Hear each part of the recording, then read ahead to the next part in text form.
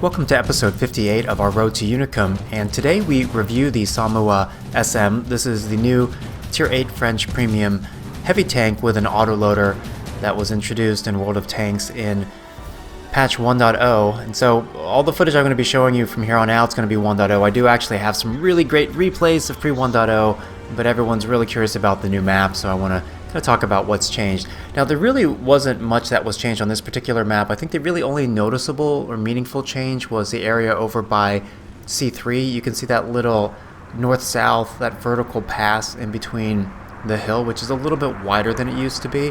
But aside from that, the map pretty much stays the same or plays the same as it used to. Notice I'm not going to the south area pushing down the 9-0 line because as a bottom tier the heavy tank, I just don't feel beefy enough to go down there and brawl. What I'd like to do instead is use the areas that are around the hill on A4, A5, where I can play hull down, or even this ridge in front of me, and then hopefully push down along the B lane. At least that's my initial thought process, and part of the reason why I'm going this way too. If I can reach the B lane area around B3, B4, I can be pretty safe from arty. This tank features a 5-shot autoloader, so it makes it actually easier to manage than the Tech Tree French Premium, the Tech Tree French normal tank, non-premium tank, the AMX 5100. And these tanks both feature a gun with the same alpha and same penetration, but the big difference is that the 5-shell clip reloads much faster compared to the 5100. And so, I'm generally a fan of medium-sized clips, so somewhere between 3 to maybe 4 or even 5 shells is optimal. I think 3 or 4 tends to be optimal because that allows you to out-trade an opponent, 2 or 3 to 1, and then still be able to reload your clip in a manageable amount of time. Comparing this to the 5100 has better accuracy and much better top speed. This tank is fairly slow, and so you kind of have to stay aggressive or kind of keep up with the pace of the battle. And you can see our WZ is already pushing up along the B lane. I want to make sure to get up and support him. The accuracy on this tank is relatively poor, and so you're not going to be able to snipe particularly effectively with this tank. And it's also worth noting that this autoloader has relatively compact bursts. The shells for the clip have an intra-clip reload of 2.25 seconds, which is really good for an autoloader. It allows you to minimize your exposure in terms of time as you're dumping your clip. But the thing to note is that there's a fair amount of dispersion as you fire each shell, and because of this, if you want to be fully aimed in by the time your next shell is ready, you need to run both vert stabilizers as well as gun laying drive and vents. And this crew that I'm playing with also has Brothers in Arms. So basically I have everything that I can possibly put on this tank to help bring down the aim time. And so I did try playing this for a while without gun laying drive and using optics instead, since it does have some pretty good view range and you can get close to the 445 meter maximum.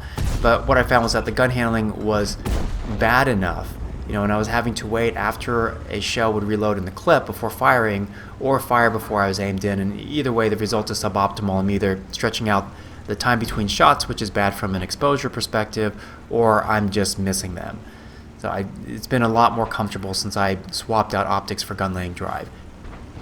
Right, so the problem with what I'm doing here is that that Type 5 was totally ready for me to come around the corner, and I can't keep pushing in that direction. And so what I'm going to do, I'm going to take the time to help clear out the 2 line. Right, so they have a Type 61 there, and then there's an SU that's sniping, but that medium tank, that 61, is the main thing that I'm worried about. Now the thing have to be careful, like you can see that we have a friendly T69 on the 2 lane. He just died. Where he is a very vulnerable position to arty. So while I'm pushing west along the E lane, I'm safe from arty, and based on their deployment I should be safe from anyone else. So the main thing is I want to try to catch the Type 61 in an isolation, and I'll trade him and then duck back under cover. And as it turns out, the T61 is moving up pretty aggressively, and so I can push forward and bully him, and the WZ 132, the friendly tank, is also pushing up. So the armor on this tank, it's not great on the Somua, but it's decent. So frontally you're looking at about, the upper hull is about 210 millimeters of armor, and the turret, it kind of varies and has some softer spots, but somewhere in the range of like 180 to 210 armor is what you're looking at in terms of the turret. Now the side armor is pretty thick. It's 90 millimeters. So what you can do, if you were angled 20 degrees relative to your opponent, that means the impact angle on your side armor is going to be 70 degrees. And so there's no gun that's, 27 centimeter, greater than 27 centimeter caliber, i.e. if you were angled at 20% relative to incoming fire, which you should be at a minimum, you're going to auto bounce any shots on your side, and then that will boost your the upper hull armor to about 220-ish, 225 millimeters of armor. So that's the best thing you can do. There are some tanks like the Defender and a lot of the pike nose Russian tanks where you want to point your nose right at your opponent, but in this case with this tank, you always want to be angled at about 20 to 25 degrees. Now, what I've often talked about is the importance of not being redundant with your teammates, not having the same field of fire. In this case, of course, the goal is to get perpendicular to your opponents. Many of their tanks that are remaining are heavy tanks that have, for whatever reason, been camping back toward their base. This is the kind of match where actually I've seen teams lose. Like my team, even though we have a significant lead, because as our tanks are crossing over along the H line, they're very vulnerable to being hit by arty. So where I've moved up to is as close as I can get and possibly spot their arty. What's really nice about this position is I've got that trifecta of a good field of fire and nearby hard cover and soft cover. Now part of the problem here is I'm delaying my shot. I really shouldn't have waited. I was a little confused. Now the reticle was changed a while back to take into account the impact angle, right? But for whatever reason, it was showing as red on the side of that Type 4 heavy, and I should have just started shooting. Like the upper back area of the Type 4 heavy from a flat 90-degree penetration angle has about 150-ish armor. So it's a pretty reliable penetration. So I shouldn't have delayed and waited like I did. I was a little confused by the reticle, but if you know the armor values, you should just take the shot. If you know you have a good chance of penetrating. Now the problem for the Type 4 is he can't come over and flush me out without giving his sides to my other friendly tanks. And so that's part of the value of getting perpendicular. Down this case, this T95 can only angle his armor in one direction effectively, and so that gives me a couple good shots on him. And then this IS-7, you can definitely argue that those two shots, both penetrating on his side armor from this distance, were pretty lucky. But nonetheless, I was in a position to capitalize on getting those side shots, and that's the most important thing. So I actually ended up finishing second on our team in terms of damage, right around 4K with a few kills. And I think I probably should have done a little bit more damage if I had started firing that Type 4 heavy on his side immediately. And so we're going to look at an El Halluf battle here. Typically, if you have a tank that is good at ridge fighting, and so to be good at ridge fighting, you need at least one of two things. You need good gun depression, which this tank has. It has superb gun depression of -10 degrees, and it would be also nice if you have a strong turret so you can bounce some shells. Now the turret on this tank in a tier 10 match isn't great, and most tanks should penetrate you if they shoot you frontally through your turret, but because of the angles and if you're wiggling and such, you will get some bounces. Now what I'd like to do is head up over by C2. Now this tank is slow enough that I shouldn't go to the right. Like if you're in a fast tank, you can go to the right and then push up along the 2 lane. It's the most direct line, obviously the fastest. I tend not to do it. The only tanks that I'll make that run is if I'm in a light tank or in a fast medium. The problem is if you get spotted and shot at, you could get tracked, you might have to burn your repair kit. Just lots of bad things can happen. And so, I don't like putting myself at any kind of meaningful risk of taking early damage. So this, I'm having to take the little hook here right around the D lane, but this guarantees that it's highly unlikely I'm going to get spotted, and even if I do get spotted, there's so much hard cover all over that the vast majority of their tanks won't have any shot on me, and then I can get up here, behind this, this wall structure, which provides a pretty good cover from their arties. Now, we do have a couple friendly tanks are doing some things that, I'm not terribly thrilled with, like our T49. If he wants to stay here to get one initial snapshot and then back off, that's totally fine. But because he's got the derp gun, his gun handling is terrible, which makes it really bad for him to poke out and shoot. Like really, if you've got a derp gun, if you're pre-aiming, just like our Panther in front of me, the Panther 2 is pre-aiming, that's fine. You can get the first shot advantage and fully aim in with a really inaccurate derp gun. But what you don't want to do is snapshot. Like our T49 got a pretty lucky snapshot there. Okay, now this is a good situation to be in an autoloader. These guys are overexposed. I got one shot in then the AMX-30, and then I get 2 shots on the lower plate of the Conqueror. Now notice I back up there. I'm not getting greedy. Getting 3 shots of damage. 900 damage about for not taking any damage is ideal. You don't have to sit there and dump your 4th or 5th shot in the clip. And if I had to say the number one thing that, well, there are 2 common mistakes for players of autoloaders. One, they are try to dump their entire clip, which means they end up eating a second shot from their opponent. So that's one very common mistake. And then the other one is trading single shots with your opponent. So there isn't really a good opportunity. Right now, unfortunately, our Panther 2 died in a really bad spot. Like, that is a spot that would be really helpful for me and the Skoda to get side by side to try to get some shots. So now Skoda's having to go a little bit to the left because I picked up his position where he was.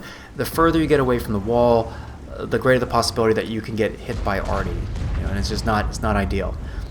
The other thing, in an autoloader, you really need to be patient and don't want to chase damage. Like right here, I'm trying to hit a very narrow shot on the cupola of the Conqueror, and I out-trade the Somua 2 for 1, which is totally fine, but then I stay out there so long that I eat a heavy damaging shot from the Conqueror. So, those last 400 hit points that I threw away, it's a total waste. So far I have out-damaged them 2 to 1, but, you'll see later, that shot that I ate from the Conqueror, it really limits my tactical options because I was not patient. Okay, and our T-49 just died, and like I said, him being here to get that initial derp shot off, I think that's fine. I don't like playing up here in this northwest corner because it's primarily for brawling if I'm in a light tank, and I'd rather be trying to spot and enabling our snipers and TDs in the back line, over near our spawn to fire. Now this is the great thing about having autoloaders. When tanks do this, when they try to cross, you can punish them pretty heavily. So I managed to get 3 shots off, and again, even if they were aiming in my direction and firing, their dispersion of their aiming reticle is going to be super large, so they're probably going to miss. And plus, I've got decent armor, so if they fire at me, I might bounce. This is another really bad mistake. That's such a common mistake to make for an autoloader. Their Conqueror is already lined up and ready to shoot me, and so he tags me again. All I can do is try to penetrate that very thin sliver as cupola on the top, but it's a low percentage shot. I've basically given up over 800 hit points to the Conqueror for no good reason. Right? And as an autoloader, it's really important to conserve your hit points late into battles because that's when you can really push in aggressively, eat a shell from an opponent, and then dump 4 or 5 shots into them and then take them out. And this defender is the most logical target for me, but I need to be careful. I can get the first shot advantage, if I peek out before he does, like I just did there, and I don't have to risk eating a shell in return. What our Skoda is going to do, he's going to concede the first shot advantage. See this right here? That's dangerous because the defender's kind of already in position. Our JPE 100 has pushed up, which is great. He's using the dead T49 for basically as hard cover to protect his lower plate, which is good. And having the JPE 100 is helpful. Like it does feel like we're kind of losing this northwest area, this brawling, because our heavies that are on the 1 lane are getting pretty beat up as well. But as long as that JPE is around, it's gonna delay their desire to push. No one likes eating 1,000 damage. And notice the first shot that I got on the defender tracked him. He kind of snapshotted and missed a shot at me in return, which means I have the luxury of moving up while he's trying to repair and try a shot through his side hull armor, and that penetrated. And this is a really terrifying moment right here. Our 1390 comes up and he prioritizes the Skoda T50 over me and finishes him off. And he could have taken me out instead. You can debate. I think what the 1390 did was totally fine. He came, totally caught us off guard. That shot there, actually, at the time when it happened, I didn't know whether that was a friendly with just terrible aim or an enemy tank. And the unfortunate thing is I literally reload in time for me not to have a shot. And a mistake would be to chase the 1390 around that rock. He's faster than me, and he can dictate whether or not we can see each other. Plus, if I push up around the rock, there are a couple other things that can happen. That T30 would have an easy shot on me because he's got good gun depression, and same with the AMX-30. It's too early to go chasing after damage. So, it's unfortunate I didn't punish 1390, but I was also reloading. I mean, the second he came up behind us and I noticed him on the minimap, I turned around, but our Skoda 250 really should have been moving. I mean, just paying attention to the minimap and at least trying to get 1 shot of damage, if not 2, into the 1390 before dying. That's why, I've got my minimap, increased. I think maybe 2 or 3 above the default size, but it really helps, to be able to see things. Okay, so on the one lane here, we lost our tier 10 German heavy tank, so it's just the 257, but he's really beat up. And right now, looking at the mini-map, our object 263 is pretty far up, and it's actually a shame that he didn't come here and brawl. If I were the 263, I'd be over on this side of the map. He's got really good frontal armor and pretty good DPM, but in my opinion, at least he's pushing, right? Because to some degree, our TDs have been over camping where most of the fighting has been happening in the northwest corner of the map, which is pretty typical. Now our Scorpion G has come up along the one line, which is a really gutsy thing to do. But what he's done is he's now gotten perpendicular to me in the JPE, and he created that field of fire. The T-30 was really tunnel visioned on the JP 100 and on me, so the Scorpion took a very low risk shot, and he's got full hit points. So whereas we were losing, felt like we were losing the 1-2 lanes, and especially it started to look bad once that 1390 tried to flank us. The Scorpion coming up on the one lane was a very smart move, and really, in my opinion, that this is what helped us to win this battle. Now, the 1390's been spotted. I'm trying to soften him up here. This is a very far shot, and again, the Somua really doesn't have a particularly accurate gun. The base accuracy is 0.4, but I did hit him once, which dropped him into one-shot territory for our Stritzvon 103 to finish him off. Okay, and now we've got an 11-9 lead. I've been playing one-shottable for a while after I ate that second shot from the Conqueror, and the main thing here is just to be smart. As long as I'm alive, the AMX 30 cannot push up and try to flank the JPE or the Waffenträger, right? They can't really do anything as while I'm still back here. If I go up top and they kill me, that leaves the JPE, which is a slow, non-turreted tank, in a much more difficult position. And the Waffenträger is coming up here to try to get a shot on the JPE 100, and I want to try to be smart about this and work some damage in, but again, main thing is just stay alive. And people chase damage all the time in this game. I was guilty of it with the Conqueror, which is why I've been running around one-shottable for several minutes now. But thankfully that Scorpion G getting perpendicular to us really helped to turn the fighting in the northwest corner of the map. And for all intents and purposes, the middle and south parts of the map was fairly stalemated, right? Or our 263, maybe he could have pushed, but he stopped. So we got map control on the eastern side of the map, but then we haven't really done anything with it. When the battle was us, beating up their tanks on the northwest corner of the map. Again, I'm spotted here. Obviously, need to kind of zigzag a little bit here, and there's not going to be much. The FV has a very long reload, so I'm going to be able to cross, and he's not going to be able to do anything about it. Get a second shot on me, but obviously they still have arties, so I'm trying to stay near ridges and stuff and making it at least a little bit challenging for the arty to hit me. Arty is just such a terrible mechanic in this game for a number of reasons. The indirect fire mechanics are very, very problematic, and it just creates a very negative experience and forces people to camp. But this entire game, with the exception of when I went over to, I think, get a shot on the Waffenträger and the T-30, I, was playing arty safe, and I pretty much had to. I think the only time I meaningfully exposed my tank was when I went down to chase the AMX 1390, which didn't work out for me because of the reload and the fact that he could run away from me. But working in that damage, and most importantly, just staying alive. And you can see I blocked here about 1400 damage. Someone's armor is not amazing, but it's just good enough, to help keep me alive. So I do want to, give a big shout out. This tank was gifted to me, and so, I want to thank SoloFlyer42 for the generous gift. And if you guys want to send me more premiums, I'm always happy to play them. Hope you enjoyed the video. Take care.